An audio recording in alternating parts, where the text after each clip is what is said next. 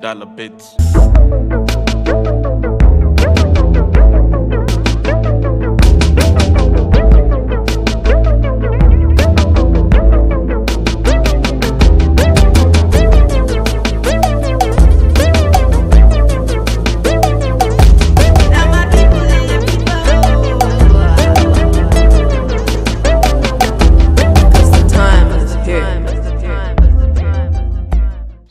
Good morning, Nigeria. You are now live on Caban podcast. It is your host, Daniel Abondide, and today, which is Inspirational Mondays, we're going to be talking about something very important to us, something that everyone should have, whether you work for someone or you're an entrepreneur. You should have this. You should know how to build it, and we're talking about goals right now.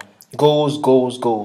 What are goals? How can we have them? How can we sustain them? And how can we achieve them? These are questions that everybody wants to know. People want to build goals. People have built goals, but it's not working out. So now we're going to blow your mind right now. So just hold on and keep listening.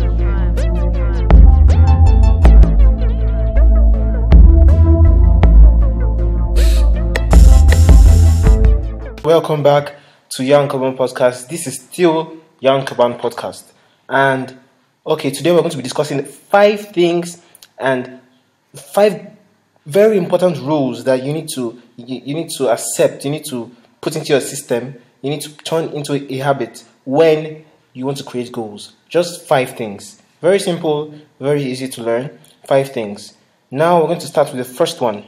The first most important thing when you create a goal is that you need to set goals that motivate you. And it's a very funny thing because people actually don't even think of it that way. They're like, okay, I want to be this, I want to be that. But they don't really pick it. It's not really a priority to them. It's not really part of their life. They don't really have this itch for achieving it. It doesn't motivate them. And you know that without a motive, actions are useless. So so that thing must motivate you. That goal you set must motivate you. So start setting goals that motivate you. And you have to set goals that are relevant to the high priorities in your life, because without this type of focus you can end up with far too many goals, and you understand that when you have too many goals they become distractions. So you need to set one thing. You're here for one thing. You need to set a goal at a time so you can get the best out of it from different various aspects. To understand that great men always set one thing in their life and pursue it to the end.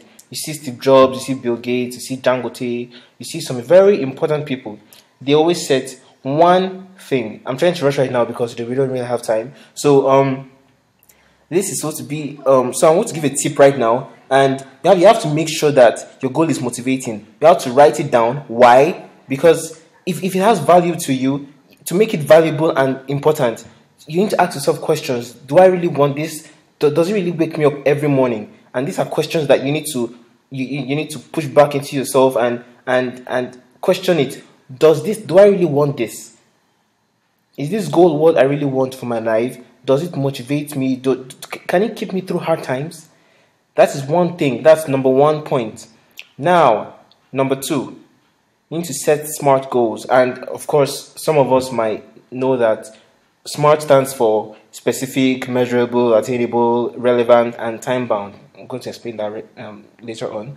But SMART goals, in the term that for your goals to be powerful, they have to be smart. And it has to have all these qualities in it. Now, how do we set SMART goals? The first one, that is still under the main topic, set SMART goals number 2. The first way to set SMART goals is to the S stands for set specific goals. Now, let me break this down a little. The brain works in a very funny way, and it's very amazing how whatever you think or whatever you see is what you become. And you need to understand that the clearer your goals out to you, the better your brain can function it. And you need to set specific goals. Your goals must be clear and well defined. Vague and generalized goals won't take you anywhere. You need to focus. You need to set specific goals. You need to know what I want, why I want it. You just don't say I want a big house. You have to say, okay, I want a mansion with this amount of bedrooms. You just don't say I want a fine car. You have to say, okay, I want a Range Rover, I want a I don't know, a very nice portable, or it depends on what you want. You must set something very specific, something that you know that, okay, this is what I really want. You need to be specific, because your brain can only function on something specific. When you generalize things too much, you get a very little result out of it.